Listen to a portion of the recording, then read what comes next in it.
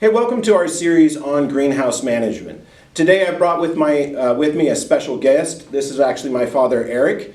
He is the one that's taught me everything I know about greenhouses, and he has quite an exhaustive pedigree and resume when it comes to greenhouse management.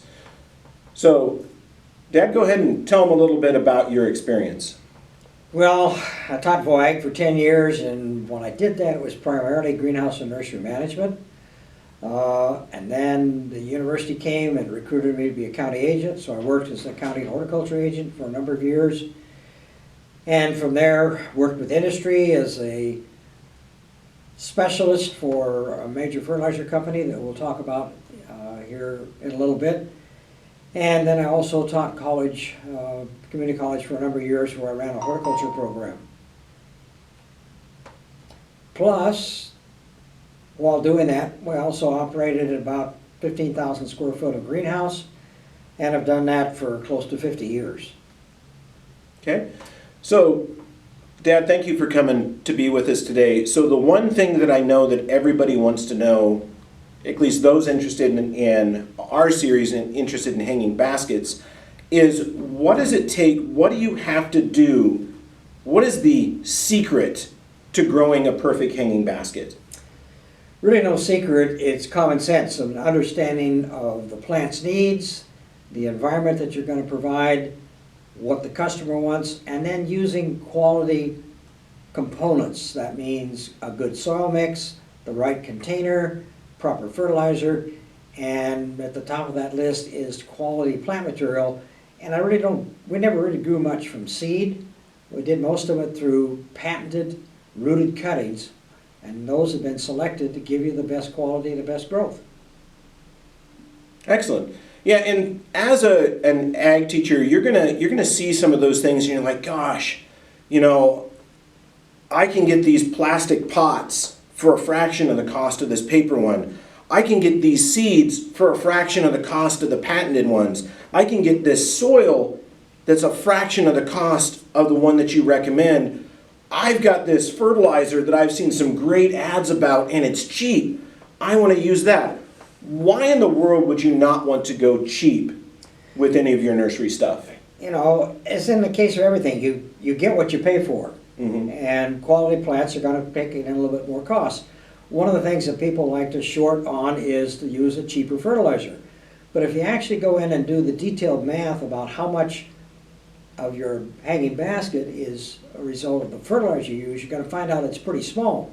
So an investment of a little bit more higher quality fertilizer will prove to pay dividends in the end. Okay, so with this, we're going to kind of break some of these things down as we go throughout this video series. So we're going to talk about our basket design, we're going to talk about plant nutrition, we're going to talk about fertilizers, we're going to talk about diseases or pests that we might find. So this is just kind of the first springboard video. So this is the one where I hope that you get interested and that you're willing to listen. Between the two of us, I hate to say it, but if you count from the day I was born to the day he started the greenhouse, there's 84 years worth of experience here. Now granted, you got to give me a little bit of time because I did learn to walk in the greenhouse, but it was started the day that I was born. So let's say combined there's 75 years of greenhouse knowledge here. What we're going to tell you is not based on something that we're trying to push or promote. We're not trying to sell a particular fertilizer or a certain type of soil. What we're trying to do is give you the tools so that your greenhouse and your product is successful for your customer.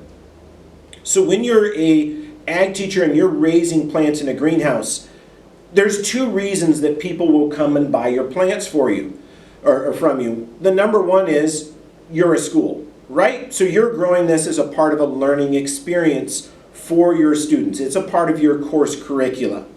So whether or not you grow a hideous basket that's got 3 leaves on it and 1 blossom, or you grow this basket that is overwhelmingly long and trailing down to your elbow, people will still buy from you because you're a school. Now, the main reason we need to look at that is if they buy from you really we want to give them what they're paying for. So if they're going to support you, we want them to have a good experience. Now, to kind of prove our point, one of the things my father always said is our greatest thing that we sell at our nursery is completely free.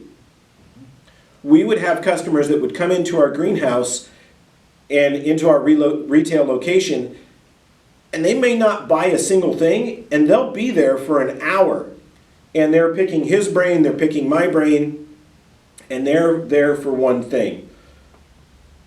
Answers to their questions. Answers to their questions, right. Answers to their questions, advice, basic plant care. They were there to consult with us because they wanted to be successful with what we provided them as a product. So today our goal here is not, again, to push anything. It's simply to give you the tools to develop a program that's successful and provide a product for your customer that shows them success.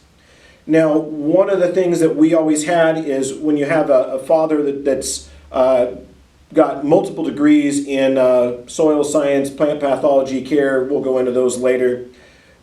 You put an expert in charge of a greenhouse and you get a product that's the best that it could ever be.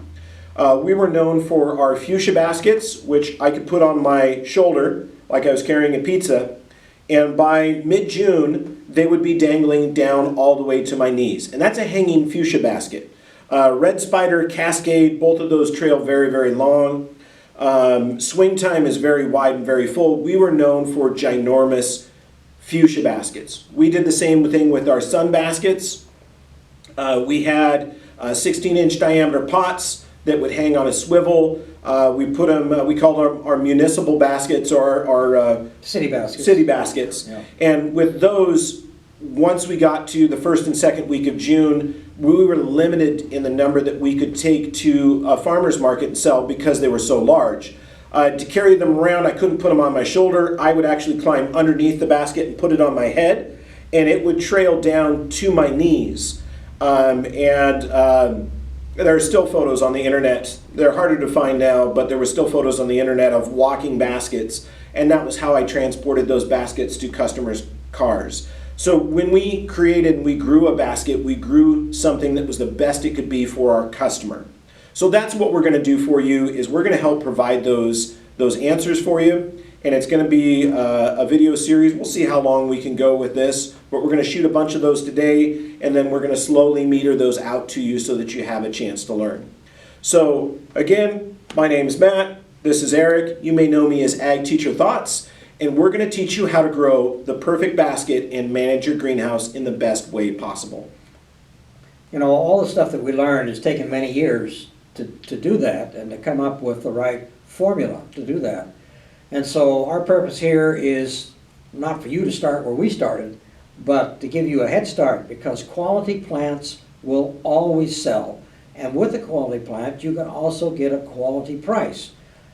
I would make, when at the college, for selling our plant material, at the end of the season, I would have grossed $35,000. And that money was used not only to grow again the next year supplies, but it also enabled us to buy things that budgeting did not allow.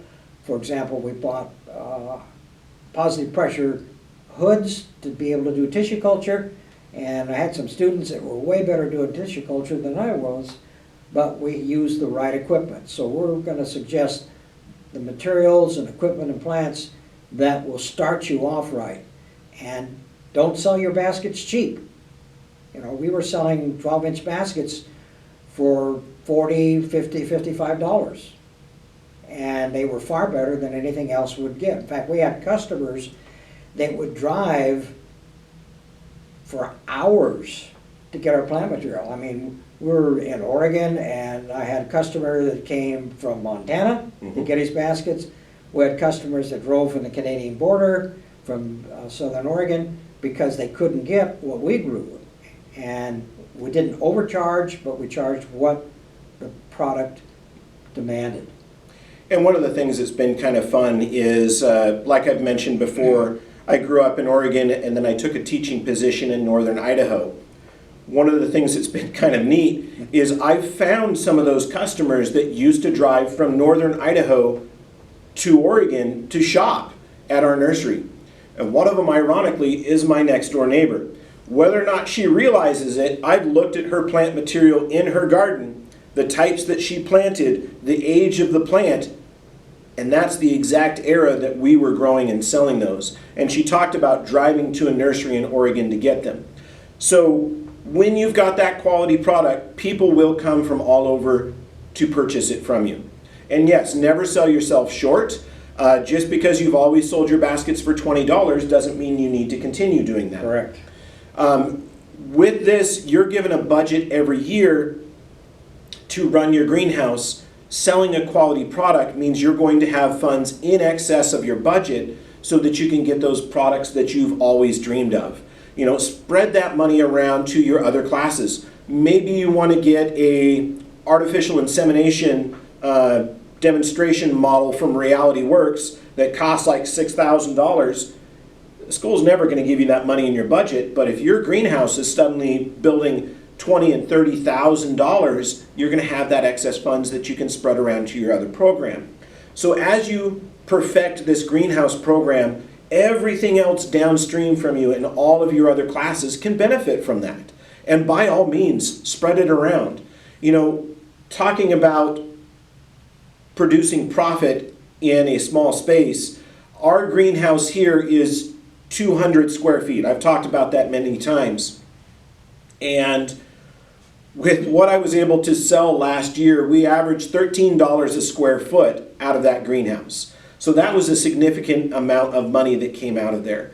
So just follow what we do as we talk about this. We're going to help you avoid crop failures and disasters, and we're going to make you better. Because when we make one classroom and one greenhouse better, then one next door or in the neighboring town is going to become better. And soon we're going to actually expand and grow the entire industry so that the industry is doing better, and when the industry does better, everybody does better. All right, so keep staying tuned to this and try not to watch all of these videos at once. Come back, review them, refresh, share them with your students, and hopefully we can help you grow better. So thanks for checking in with us. This is Ag Teacher Thoughts. I'm Matt, and this is Eric, and thanks for joining us.